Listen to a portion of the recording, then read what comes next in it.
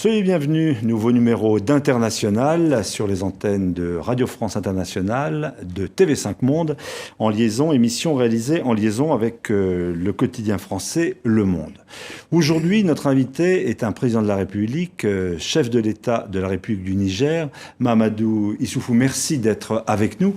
Nous vous avons lancé cette invitation à l'occasion d'un sommet de crise qui vient de se dérouler à Paris, je le rappelle pour nos téléspectateurs et auditeurs, sommet de crise autour d'un événement tragique, l'enlèvement de ces dizaines, pratiquement centaines de lycéennes au Nigeria par une secte fondamentaliste islamiste, Boko Haram. Vous étiez avec les présidents du Niger, Cameroun, du Bénin, du Tchad autour de François Hollande pour tenter de trouver une solution. Nous allons faire un rappel de cette situation avec quelques images et donc commentaires. Je voudrais tout d'abord nous voudrions vous demander si vous avez des nouvelles de ces lycéennes, si vous savez où elles sont, si vous, dans le cénacle de ce sommet, vous avez des informations que nous n'avons pas. Vous savez où elles sont, vous savez dans quelle situation elles se trouvent? Malheureusement, on ne sait pas de manière précise où sont les jeunes filles enlevées par Boko Haram. Au mois d'avril, il y a de cela à peu près un mois. Le 15 avril, mais ce dont on est sûr, c'est qu'elles sont toujours au Nigeria. Mais où au Nigeria, c'est cela qu'on ne sait pas. Et je pense que les discussions qu'on a eues hier, à l'occasion du sommet auquel vous venez de faire allusion, nous ont permis en tout cas de mettre en place un certain nombre de mesures qui puissent nous permettre à terme de les retrouver et de les libérer. Alors nous allons vous poser beaucoup de questions autour de leur situation, des moyens d'action, négociations, actions militaires, quelle opération? Tout d'abord, rappel des faits autour de cette situation, rappel de ce qu'est Boko Haram, et puis les commentaires que vous aviez il y a encore très peu de temps. C'est le visage de Boko Haram. À la tête de cette secte terroriste, Abubakar Shekau prône l'application stricte de la charia au Nigeria. Au nom du rejet de l'éducation occidentale, plus de 3600 tués depuis 2009, en majorité des musulmans, femmes et enfants compris. Mais c'est l'enlèvement de près de 300 lycéennes nigérianes qui soulève une indignation planétaire. Boko Haram menace de les vendre ou les marier de force et exige la libération de prisonniers. Des personnalités du monde, dont Michelle Obama, se mobilisent. Les familles nigérianes peuvent désormais compter sur les experts étrangers venus à l'aide du Nigeria et de son président. Ils ne peuvent emmener ces filles nulle part. Ils n'ont nulle part où se cacher. Nous devons travailler avec la communauté internationale qui est résolue à nous aider pour ramener les filles chez elles. Le président nigérian veut prolonger l'état d'urgence décrété depuis mai 2013 au nord-est du pays. Boko Haram frappe aussi plus au sud, jusque dans la capitale Abuja, mais aussi dans les pays voisins. Les frontières ne les arrêtent pas, au contraire, par elles transitent des armes. Boko Haram pénètre au sud du Niger ou à l'ouest du Tchad. Au nord du Cameroun, ils prennent des otages occidentaux. Leurs actions provoquent des déplacements de population et menacent l'ensemble de la sous-région, selon les experts. Les militants de Boko Haram s'enfuient, franchissent la frontière et essayent de constituer des bases arrières au Cameroun. Boko Haram n'est qu'un élément de la nébuleuse djihadiste en Afrique. Al-Qaïda au Maghreb islamique et les Chebabs somaliens forment deux pôles, avec au centre les signataires du sang. Des mouvements intégrés au djihadisme international. Le Sahel, zone tampon entre plusieurs États, sert de base arrière aux djihadistes d'AQMI. Ici prospèrent tous les trafics, dont celui des otages.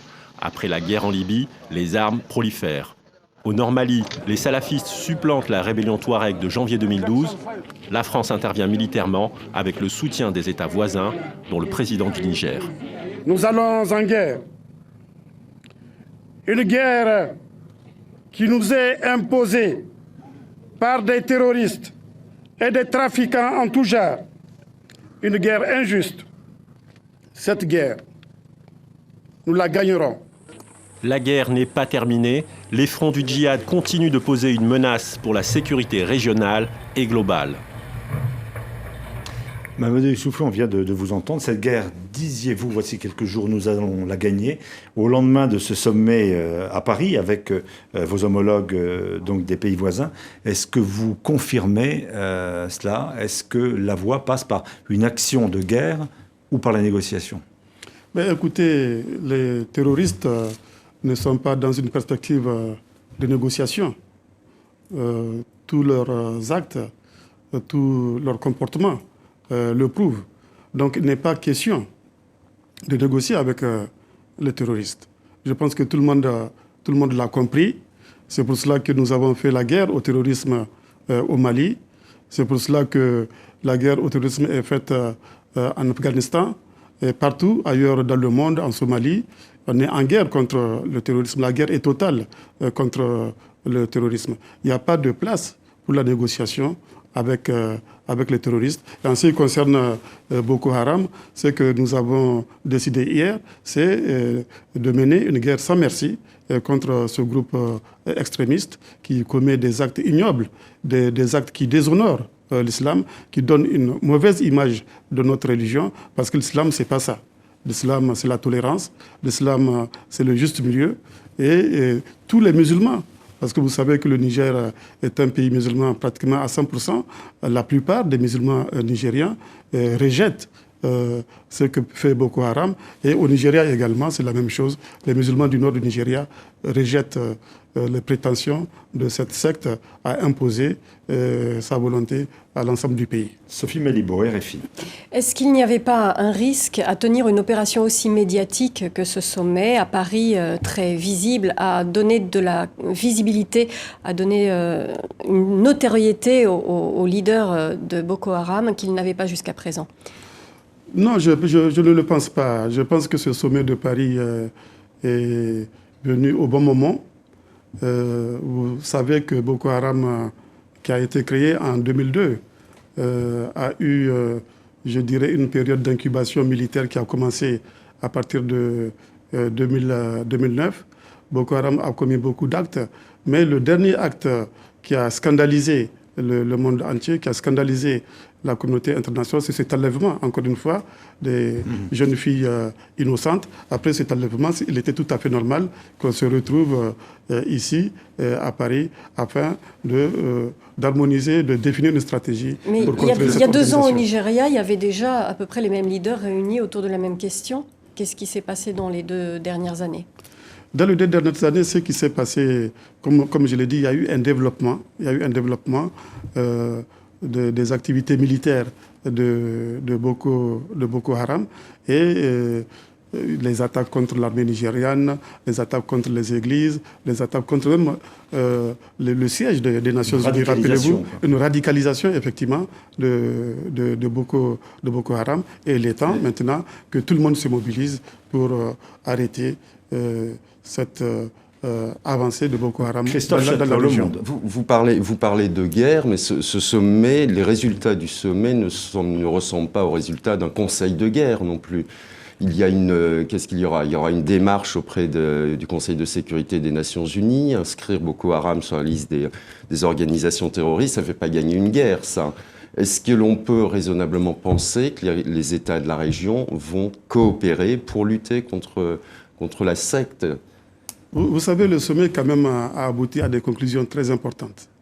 Ces conclusions ont porté sur la nécessité de mettre en place une mutualisation des capacités de renseignement des pays du bassin du lac Tchad. Vous y croyez? J'y crois très fermement. Une mutualisation aussi des moyens opérationnels de différents pays. Du reste, vous savez, avant le sommet, le sommet n'a peut-être pas très bien fonctionné, et c'est cela qu'on paye avec le développement de AQMI dans la région. On a payé la paralysie du CEMOC, mais je pense que ce qui va se passer autour du lac Tchad ne sera pas à l'image de ce qui s'est passé avec le CEMOC. Nous avons au niveau de la CBLT, de la Commission du bassin du lac Tchad, déjà depuis 2012, vous voyez, décidé de mettre en place des forces multinationales composées des forces du Nigeria, des forces du Niger, du Tchad et du Cameroun. Chaque pays a promis de mettre en place un bataillon et c'est en cours de mise en place. Donc il y a des dispositions qui sont prises et le sommet, me semble-t-il, a confirmé ces décisions-là que les États se sont engagés à mettre en œuvre. Sophie Malibaud. Pour revenir sur le format de la réunion, il n'y avait pas de présence de l'Union africaine, il n'y avait pas de présence de représentation de la CEDEAO. Comment expliquer? Est-ce que ça ne risque pas de gripper ensuite le processus? Non, je ne pense pas que ça puisse risquer de gripper le processus. Il n'y a pas besoin de l'Union africaine. La CEDEAO la CEDEAO, l'Union africaine sont d'accord avec nous. Nous allons ensemble traiter cette question de Boko Haram dans la région, d'autant plus que c'est une question qui concerne pratiquement tous les pays et pratiquement toute l'Afrique, puisque Boko Haram a des connexions avec les autres organisations terroristes, notamment Al-Qaïda au Maghreb islamique. Al-Qaïda au Maghreb islamique, les Chebab de Somalie. Et d'ailleurs, nous avons eu des preuves par rapport à la connexion entre Boko Haram et AQMI, parce que les services de sécurité du Niger ont eu à saisir des correspondances adressées par Drukdel à Aboubakar Shekau, le leader de Boko Haram, et dans lesquelles Drukdel donnait des orientations aux responsables de Boko Haram. Quel genre de relation entre AQMI et Boko Haram? Ce sont des financements, c'est de la formation de combattants. D'après ce qu'on sait, les deux idéologies ne sont pas les mêmes. C'est les mêmes idéologies, au fond.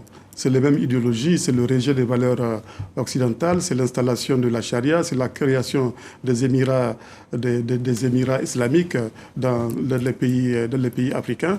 Et donc AQMI a très fortement aidé Boko Haram, surtout dans la formation. Vous savez, pendant la période de l'occupation du Nord Mali, il y a eu beaucoup de militants de Boko Haram qui étaient partis se faire former au Mali. Mais on disait que l'opération Serval avait servi à couper le lien justement entre Boko Haram et AQMI. Mais je vous parle du temps où le Nord Mali était occupé par AQMI. Mais maintenant, l'opération Serval, effectivement, a très fortement affaibli AQMI. Et actuellement, on ne pense pas qu'il y ait des relations entre Boko Haram et le débris des terroristes de l'AQMI qui restent encore au Mali. Mamadou Issoufou, on voit dans le petit rappel qui vient d'être représenté qu'au fond, le terrorisme, naturellement, se joue des frontières. L'une des difficultés de la réponse que les États tels que les vôtres apportent lors de sommet de Paris, c'est que, au contraire, chacun des États, au fond, clive un peu ses frontières. Il n'y a pas de dialogue, on peut le dire ici beaucoup, entre le Nigeria et le Cameroun. Il n'y a pas les forces de l'ordre ne peuvent pas faire de suite. Est-ce qu'il faut, à chaque fois que vous veniez à Paris, pour vous parler des chefs d'État de cette région? Non, on s'est parlé entre nous avant de venir à Paris. Oui, mais se parler, mais agir. C'est pas incompatible. Se réunir à Paris et puis se réunir en Afrique entre nous, c'est pas incompatible. Qu'est-ce que ça apporte de plus? Je pense que déjà, entre nous, je le rappelle, on a fait des réunions au niveau de la commission du bassin du lac Tchad. Et à ce niveau-là, on a eu à traiter des questions sécuritaires.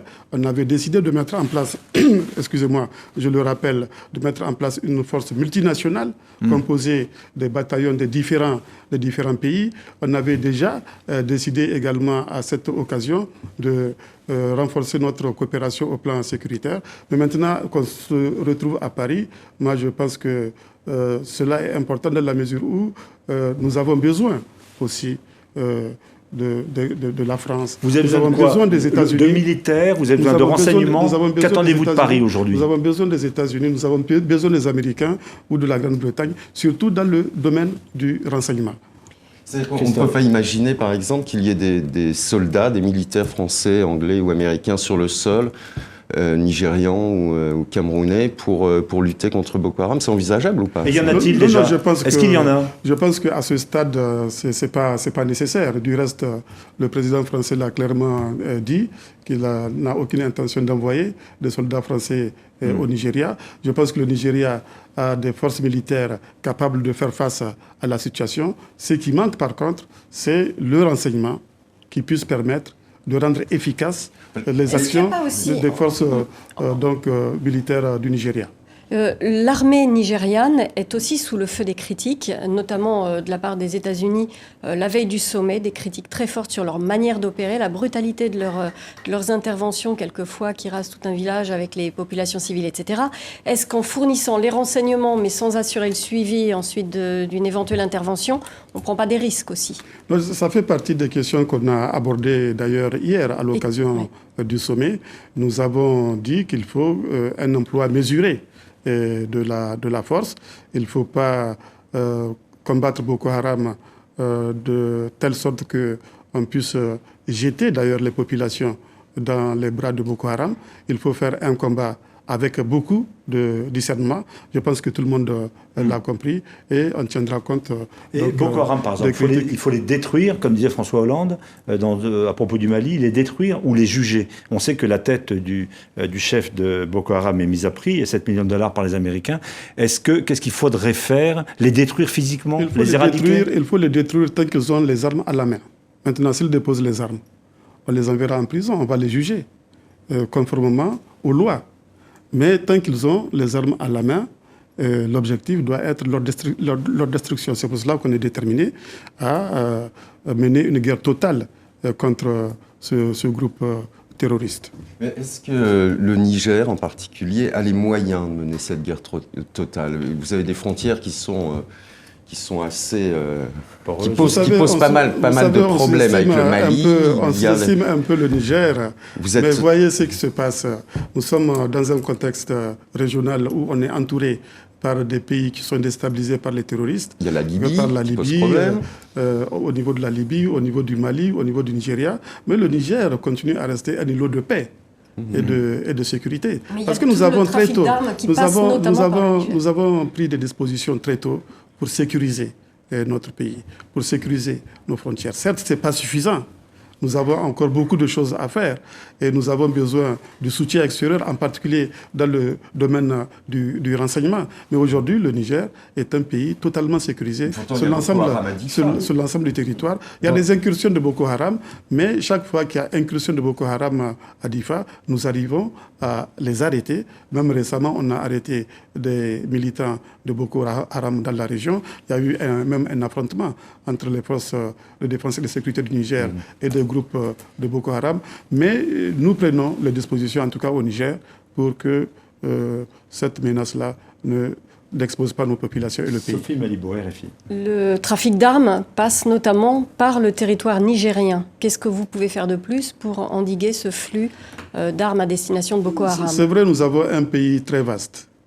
Il y a beaucoup de points de passage entre la Libye et le reste du Sahel, entre la Libye et le Nigeria.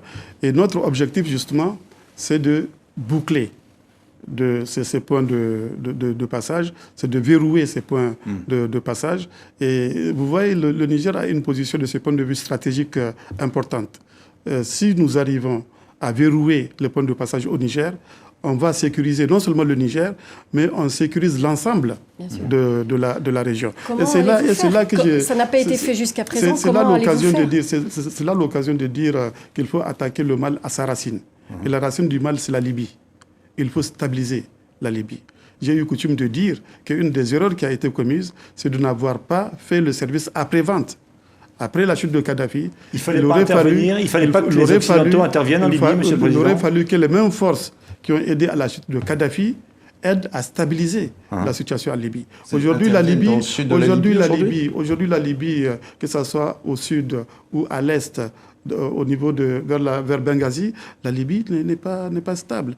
Même hier, il y a eu des affrontements, par exemple à Benghazi, vous le savez. Et la Libye est devenue un sanctuaire pour les terroristes. Tous les terroristes qui ont été chassés du Mali se sont réfugiés dans le sud libyen.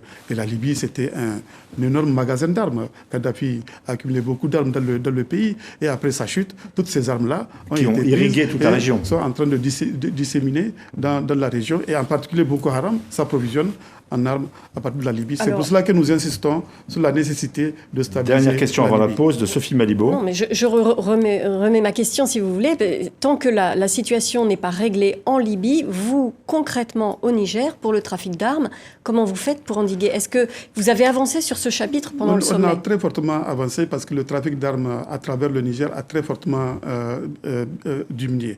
Et vous voyez d'ailleurs les mesures que nous avons eu à prendre nous ont permis, nous, de minimiser les effets négatifs de la crise libyenne par rapport, par exemple, au Mali, parce qu'on a vu très tôt venir le danger et on a pris très tôt les mesures appropriées qui puissent permettre de sécuriser le pays. Monsieur le Président de la République du Niger, beaucoup de questions encore à vous poser. On vous retrouve dans quelques instants après ce point de l'actualité internationale sur RFI et sur TV5 Monde. A tout de suite.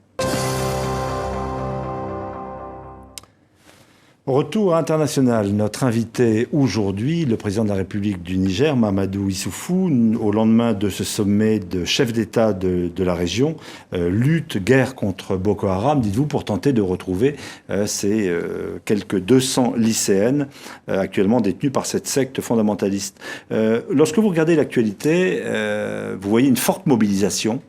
Pourquoi est-ce qu'il aura fallu attendre cette mobilisation internationale de personnalités, Michelle Obama, hier encore à Paris, pour que ce sommet s'organise, pour qu'il y ait une sorte de prise de conscience, alors que quand on regarde dans l'actualité de ces dernières années, vous l'aviez d'ailleurs dit vous-même, il y a plus d'1 an, la menace terroriste est terrible pour nous. Pourquoi est-ce que cet événement est à ce point différent et sonne peut-être le réveil de conscience internationale?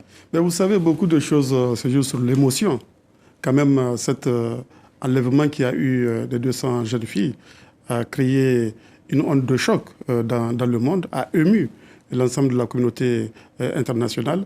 Et c'est cela, je crois, qui est... Ces mobilisations sont nécessaires, ces manifestations? Ces manifestations sont nécessaires. Il faut mobiliser le monde entier, il faut mobiliser les États, il faut mobiliser les populations pour que, d'abord, parce que c'est ça l'objectif immédiat, retrouver et libérer les jeunes filles et puis organiser une riposte appropriée pour lutter contre Boko Haram. Le problème avec ces mouvements de médiatisation, tout d'un coup, tous les spots sont fixés sur un événement, comme au Mali ou en Libye, et après, quelquefois, le soufflet retombe un peu vite. Oui, c'est vrai, mais justement, dans le cas d'espèce, il faut éviter que le souffle tombe un peu vite. Il faut entretenir le souffle, il faut poursuivre le combat, puisqu'une fois que les jeunes filles seraient libérées, le combat n'est pas terminé.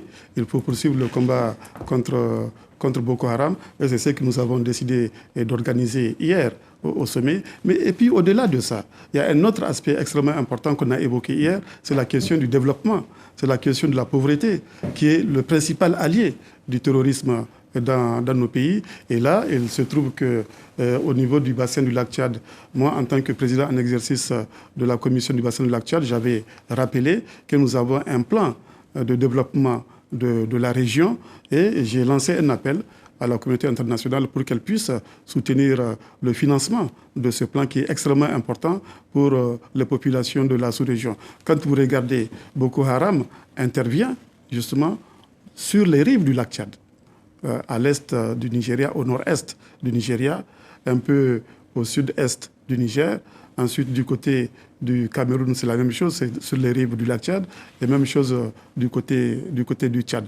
Par conséquent, le gros problème, la meilleure façon d'endiguer le terrorisme à long terme, c'est de se préoccuper des questions du développement économique et social de cette zone. Vous ne jouez pas sur le même temps.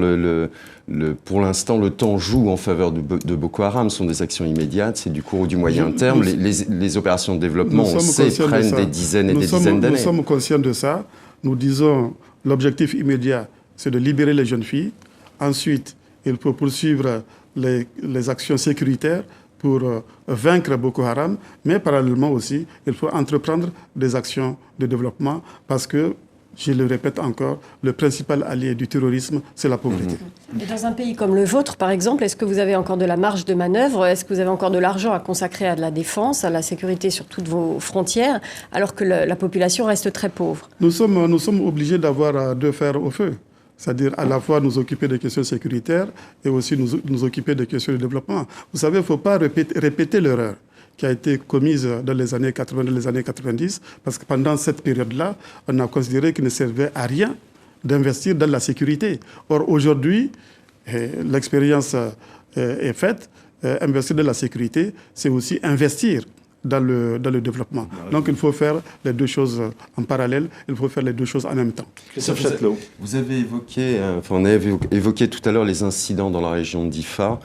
Vous les qualifiez d'incursion de Boko Haram. Vous pouvez affirmer que Boko Haram n'est pas implanté au Niger. Ils viennent du Nigeria. J'affirme que Boko Haram n'est pas implanté au Niger. Ils viennent du Nigeria parce que chaque fois qu'il y a des affrontements entre Boko Haram et l'armée nigériane, Boko Haram vient se réfugier au Niger. Et au Niger également, nos forces de défense et de sécurité les neutralisent. L'opinion publique peut-être a du mal à comprendre qu'un pays aussi important que le Nigeria, quelques 50 millions d'habitants, une armée, etc., puisse ne pas savoir où se trouvent ces jeunes filles. Comment se fait-il, alors que on sait que lorsque des otages occidentaux, par exemple, sont détenus, on sait à peu près dans quel village ils se trouvent. Comment se fait-il que cet État soit aussi impuissant, ou peut-être que l'armée soit gagnée d'une certaine façon par Boko Haram pour cette inefficacité? C'est très surprenant. C'est vrai, vous avez raison. Ce pays, c'est un grand pays, c'est 170 millions d'habitants. Mais comme j'ai dit, un des problèmes auxquels nous faisons face et qu'on doit régler, c'est un peu comment créer les conditions de l'adhésion des populations. Mais l'armée n'est pas infiltrée, l'armée du Nigeria par exemple, elle n'est pas infiltrée par Boko Haram, elle n'a pas des renseignements? Je n'ai pas d'éléments par rapport à cet aspect, mais ce qui est important, c'est le contrôle de la population. Boko Haram cherche à intimider les populations. Pour en avoir le contrôle, nous devons mettre en œuvre des mesures qui puissent permettre que les populations adhèrent au combat que nous menons. Et je pense que nous allons y arriver parce que nous avons décidé d'ailleurs hier de mobiliser les leaders religieux modérés du nord Nigeria et de l'ensemble de nos pays, de mobiliser les chefs traditionnels de nos différents pays. Parce qu'il faut se rappeler historiquement, en fait, l'islam dans nos régions a toujours été un islam modéré. Parce que historiquement, la première émergence des mouvances islamiques, c'était au début du 19e, fin du 18e, début 19e siècle, avec Ousmane Danfodio qui a créé cet empire de Sokoto et qui a pu mettre en place une espèce d'islam notabilisé, islam attaché au pouvoir traditionnel, islam attaché aussi au pouvoir moderne. Malheureusement, cette tradition a été perdue avec les nouvelles écoles islamiques modernes qui ont produit de nouvelles élites qui sont en rupture avec le pouvoir traditionnel. Et c'est un peu cela qui a donné des élites, en fait des terroristes comme Aboubakar Shekau. Mais vous justement, sur ce radicalisme religieux, il y a le Moujao, donc c'est un islam radical mais négro-africain. Il y a Boko Haram. Est-ce que c'est une tendance qui est en expansion ou alors est-ce que c'est des choses qui existaient mais qui étaient moins visibles auparavant? Est-ce que c'est une menace en croissance? Vous savez, au Nigeria, par exemple, il y a eu, depuis les années 70, et c'est à cela que je faisais allusion, une rupture au niveau même de l'enseignement islamique entre l'école coranique traditionnelle et la nouvelle école moderne qui a été mise en place, qui a formé de nouvelles élites et qui a abouti également sur la création de mouvances islamiques qui avaient chacune son interprétation de l'islam. Il y a eu au Nigeria, actuellement au Nigeria d'ailleurs, il y a 3 mouvances islamiques. Mais 2 mouvances ont été, je dirais, notabilisées. Et malheureusement, Boko Haram a versé dans le radicalisme. Et c'est pour cela qu'il faut voir aussi du côté de l'enseignement islamique qui est dispensé dans nos différents pays. Et Boko Haram dispose de fonds manifestement très importants. Ils ont une très lourde puissance de frappe. Jusqu'où vous remontez la chaîne du financement de Boko Haram? Vous savez qui sont les responsables à part les pillages, le fruit des pillages, du braquage des banques, etc. Il y a des fonds. Nous pensons que c'est ça la source de financement de Boko Haram. Il n'y a pas des financements de l'extérieur. C'est toutes ces actions que vous venez de signaler. Et les monarchies du Golfe. Toutes ces actions que vous venez de signaler, les rackets, les attaques des banques, la prise d'otages, l'intimidation des hommes d'affaires du Nigeria, auxquels Boko Haram impose parfois de payer un impôt forcé. Maintenant, il semble qu'il y a des ONG aussi qui interviennent dans nos pays, et ces ONG peuvent être aussi des sources de financement. Il y a un problème de traçabilité. Il y a un problème de traçabilité des fonds de ces ONG, par exemple? C'est vrai qu'il y a un problème de traçabilité de fonds, mais ces ONG interviennent pour financer des actions apparemment pacifiques. Maintenant, il faut que les États soient davantage vigilants et vérifient la destination finale des fonds qui sont mis à la disposition par ces ONG. C'est une guerre de religion, ce que vous décrivez ou pas? Non, une guerre de religion, en tout cas... Concurrence entre différentes tendances de l'islam? Non, pour l'instant, Boko Haram a cet objectif, c'est de mettre en place un État islamique au nord Nigeria. Donc l'objectif est politique. L'objectif de Boko Haram, c'est de contrôler, de prendre le pouvoir politique au Nigeria. Donc ce n'est pas qu'une guerre de religion, une fraction de l'islam contre une autre, ou bien l'islam contre le christianisme. Non, Boko Haram a des objectifs politiques. On a le sentiment d'avoir un peu changé d'ère ou d'époque avec ce qu'il est convenu d'appeler le printemps arabe. L'Occident a regardé avec beaucoup d'espoir au début un certain nombre d'hommes forts ou de dictateurs qui étaient renversés par la rue. Et vous disiez et vous dites, attention, c'est pas forcément de cette façon qu'on installera des régimes plus démocratiques. Vous maintenez cette inquiétude? Absolument, je maintiens cette inquiétude, surtout au regard des conséquences que le printemps arabe a eues sur notre région, sur le Sahel. La situation au Mali, quelque part, c'est une conséquence de ce qui s'est passé en Libye. Donc c'est une conséquence du printemps arabe. On voit aussi comment le printemps arabe a évolué en Égypte. Ça a abouti au coup d'État, ça a abouti à la remise en cause de la démocratie. On ne sait pas ce qui va se passer en Libye, mais pour l'instant, la Libye n'est pas stabilisée. En Tunisie, les choses semblent bien s'arranger. Donc, globalement, si on doit faire le bilan de ce qui s'est passé dans le monde arabe, en tout cas en ce qui concerne notre région, le bilan est négatif. Vous parlez d'un chaudron, même plutôt que d'un printemps arabe. Tout à fait, j'ai dit, à lieu et place du printemps arabe, il faut plutôt parler d'un chaudron arabe. Quel est l'état de vos relations avec la Libye? Vous avez fait un geste d'un certain côté en renvoyant des Libyens à Tripoli. Par ailleurs... Nos relations sont excellentes avec les autorités libyennes. Nous nous efforçons d'entretenir des relations de bon voisinage avec tous les pays frontaliers du Niger, notamment avec la Libye. Et notre objectif, c'est d'apporter notre contribution à la stabilisation de la Libye. Mais quand des membres de votre gouvernement préconisent une intervention franco-américaine en Libye, vous ne craignez pas de Nous ne vous préconisons pas une intervention étrangère à Libye, c'est aux Libyens d'en décider. Mais nous sommes prêts à travailler, à collaborer avec les autorités libyennes pour les aider à stabiliser le pays. Parce que tant que la Libye restera déstabilisée, nous courons des risques de déstabilisation dans le Sahel. Mamadou Issoufou, nous voudrions, donc président de la République du Niger, nous voudrions parler de votre pays, nous avons parlé de cette menace terroriste. La transition, c'est peut-être de dire que ce terrorisme, il pousse sur un terreau, celui de l'extrême pauvreté, de la misère. Votre pays est l'un des plus pauvres au monde. Quand on regarde la carte des potentialités, on est au contraire surpris, ce sont des pays très riches, leur sous-sol est riche, il y a des potentialités énormes. Comment se fait-il qu'il n'y ait pas un meilleur rendement de ce potentiel pour la population elle-même? C'est vrai, vous avez raison de le dire. Nos pays sont très riches. Si je prends le cas du Niger, nous disposons d'uranium, nous disposons de pétrole, uranium, or, charbon, et etc. La population est plus pauvre. Nous sommes en train de mettre en œuvre un programme qu'on appelle programme de renaissance et qui enregistre beaucoup de résultats, qui enregistre beaucoup de réussites. Nous avons mis en place beaucoup de projets structurants. Par exemple, si je prends l'exemple du barrage de Kandaji, ce barrage de Kandaji qui permettra au Niger d'avoir de l'énergie à faible coût est en train d'être mis en place. Nous venons de lancer un autre projet structurant avec Bolloré, le projet de chemin de fer, la fameuse boucle ferroviaire depuis Cotonou jusqu'à Abidjan, en passant par Niamey. À la fin du mois de juin, je vais lancer un autre projet très important avec les Américains.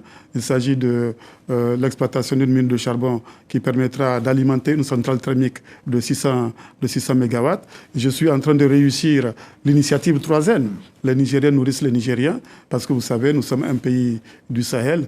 Une des préoccupations des populations, c'est l'alimentation, c'est la sécurité alimentaire. Et nous sommes en train de réussir cette révolution verte que constitue l'initiative 3N. Les Nigériens nourrissent les Nigériens. Et désormais, au Niger, sécheresse n'est plus synonyme de famine. Mais comment cette croissance, ces investissements peuvent-ils avoir des retombées positives sur la population, sachant que cette population double tous les 20 ans? Est-ce que cette croissance démographique ne bloque pas tout espoir de Nos redistribution? téléspectateurs et auditeurs que le Niger est le pays qui a la plus forte progression, croissance démographique au monde. 7 enfants par femme aujourd'hui. C'est vrai, la croissance démographique est un défi majeur pour nous au Niger.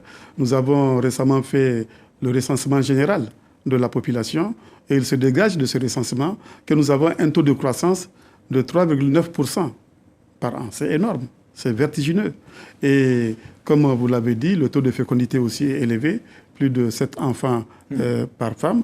Donc nous sommes engagés à créer les conditions, vous courez après la population. à créer les conditions de la maîtrise de la démographie, parce qu'avec un tel taux de croissance, pour accroître le PIB par habitant, il faut avoir des taux de croissance de 8, 10, 15%, avec un taux de croissance de la population de 4%. Alors, dans combien de temps la population verra-t-elle les dividendes de ce que vous promettez? Vous êtes au pouvoir depuis 3 ans. Mais la population a déjà des dividendes de ce qu'on promet. Il y a déjà plus d'éducation au Niger, il y a déjà plus de santé au Niger, les gens arrivent à manger à leur faim. On a fait reculer la famine, on a même été félicité par la FAO en 2012-2013. Nous sommes en train de mettre en œuvre un programme qui a beaucoup de réussite, mais le défi démographique est un défi majeur pour nous. Comment créer les conditions de la transition démographique au Niger, c'est à cela que nous sommes attelés, réduire la mortalité maternelle et infantile, mais en même temps aussi maîtriser l'accroissement des naissances. Sophie Malibaud, RFI. Pour ce qui est de l'exploitation du sous-sol et de l'uranium notamment, il y a un peu plus d'un an, vous étiez dans cette émission et un accord devait être signé avec notamment Areva qui exploite l'uranium au Niger. Est-ce qu'on a avancé sur cette question? Oui, on a beaucoup avancé. Areva est un partenaire stratégique pour le Niger. Ça fait 40 ans que nous sommes ensemble. Mais pour l'essentiel, nous avons trouvé des points d'accord sur les questions essentielles. Et très prochainement, à Niamey, nous allons signer un accord avec Areva. Un accord équilibré entre Areva et le Niger. Vous vouliez que donc Areva contribue plus au niveau de la redevance. Vous voulez que cette redevance soit beaucoup plus... Je dis bien, notre objectif, c'est de renforcer le partenariat avec Areva, mais il faut que ce partenariat soit équilibré. D'ores et déjà, vous aviez promis également que le gisement d'Imouraren serait en fonction avant la fin de votre mandat. On sait d'ores et déjà que un retard important est pris, ça risque de ne pas se faire. Oui, tout simplement parce que la mise en exploitation d'un gisement dépend du marché. On ne va pas produire sans pouvoir vendre. Donc nous sommes en train de discuter ensemble avec tous les partenaires qui sont intéressés par ce projet-là et nous verrons à quel moment, quel est le meilleur moment pour effectivement le mettre en exploitation en fonction de l'évolution du marché. Est-ce que vous avez le sentiment qu'on le paie le juste prix, votre uranium? Vous voulez vous voudriez vendre plus cher, évidemment. Vous savez, l'uranium, dès le départ, n'est pas payé à son juste prix. Il y a une injustice à l'égard de l'uranium en tant que source d'énergie, parce que quand on compare l'uranium avec les autres sources d'énergie concurrentes, par exemple le pétrole, le charbon, l'eau, etc., on se rend compte que l'uranium n'est pas payé en fonction de son pouvoir calorifique. Si on devrait, par exemple... Je rappelle que vous êtes ingénieur des mines. On devrait considérer, par exemple, la source d'énergie la moins chère en France. Ça peut être le charbon, ça peut être l'eau, et qu'on faisait le raisonnement suivant.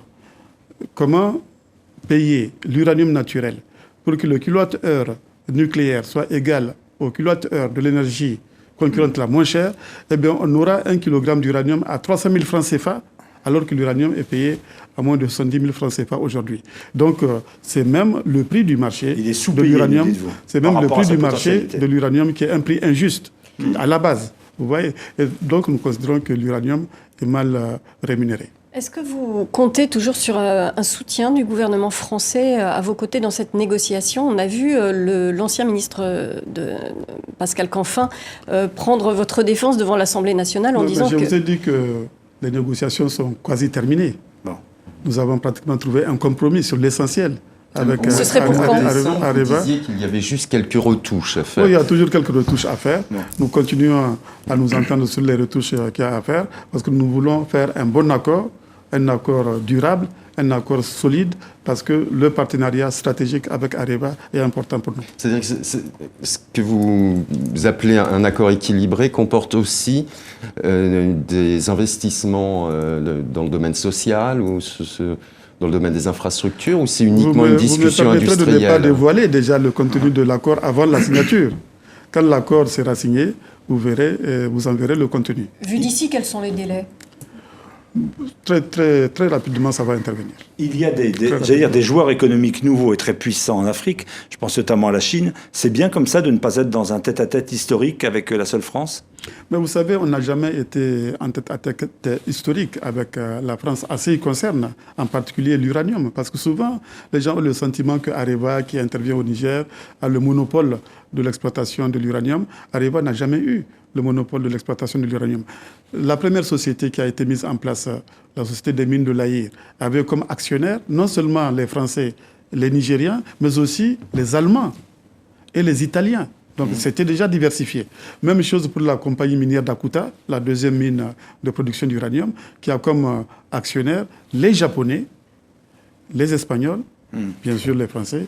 Mais justement, certains Donc, pays... ça a toujours été diversifié. Il n'y a pas eu de tête-à-tête entre le Niger et la France, en tout cas en ce qui concerne le domaine de l'exploitation. Le fait que certains pays renoncent, ou en tout cas ralentissent leur programme nucléaire, n'est pas de nature à vous inquiéter? Parce que vous dites... ça nous inquiète. Ouais. Ça nous inquiète bien sûr, puisque ça a une incidence sur la demande de l'uranium et par conséquent sur les prix de l'uranium. Et c'est pour cela que j'ai dit, en ce qui concerne par exemple le gisement du Mouraren, nous allons réfléchir sur le meilleur moment de le mettre en exploitation, parce qu'il ne faut pas qu'une nouvelle production qui arrive sur le marché déprime davantage le marché de l'uranium. Si vous n'obtenez pas un accord suffisamment bon et suffisamment acceptable par les populations, c'est un dossier qui peut vous fragiliser à l'intérieur?